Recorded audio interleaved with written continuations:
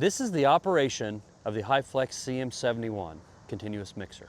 Before attempting to operate the mixer, please refer to the HyFlex operation manual or please call HyFlex tech support to be sure you pick the proper auger mix paddle configuration for the material being used. For basic operation of the CM71, the basic auger mix paddle configuration is the 3-inch feed auger and the low density mix paddle. These are both white in color. At this point, we will install the feed auger, mix paddle, and the mix tube. Pick the proper auger for the material being mixed.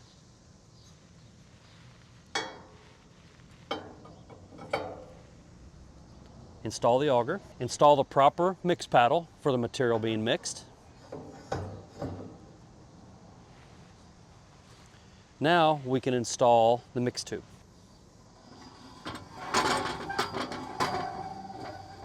HyFlex recommends doing this with 2 people. The shaft will have to be aligned to be inserted into the bearing. Failure to line the shaft up with the bearing can result in a busted bearing.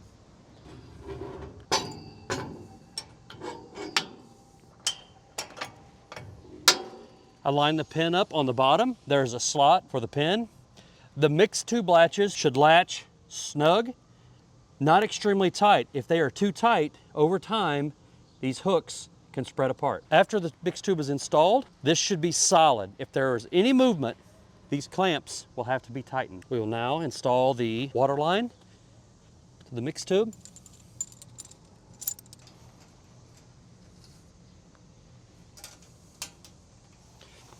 This water line should have a nice swooping curve.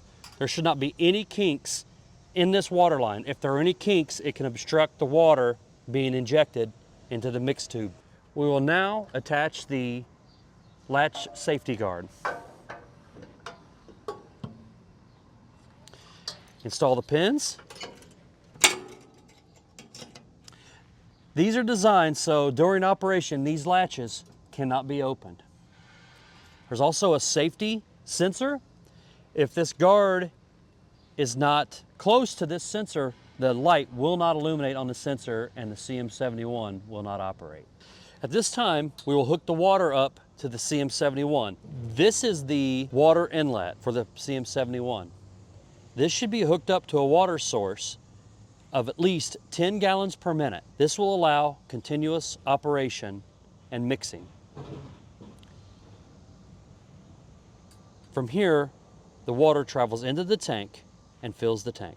There is an automatic shutoff valve inside the tank to stop the water flow. Once the water is supplied to the CM71, we can now plug in the power. The CM71 runs off of a 208, 230, 30 amp single phase circuit. We can now turn on the master disconnect switch. Be sure the water booster pump is in the off position as it has not been primed yet.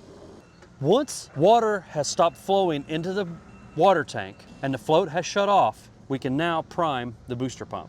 The tank has to be full and the water shut off before this valve is opened. Once we open this valve, we will hear the water start to run to fill the booster pump.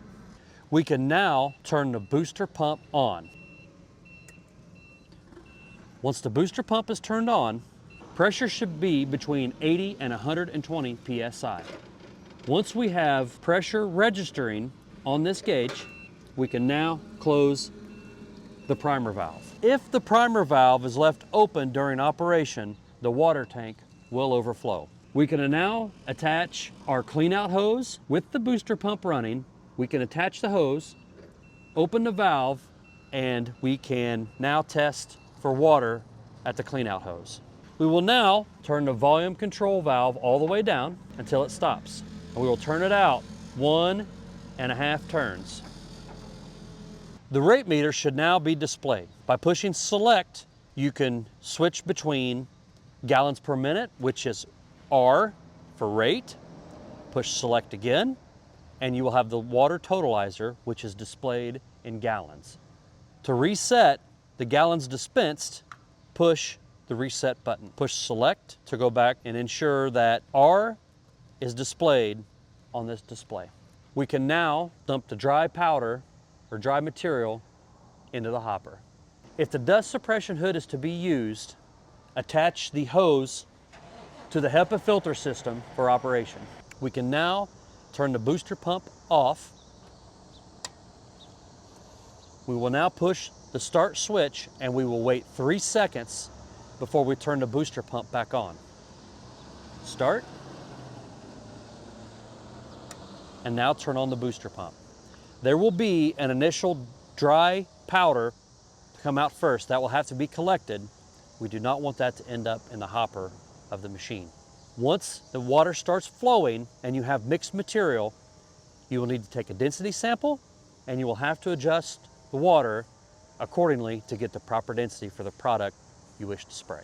Keep the hopper full of dry powder.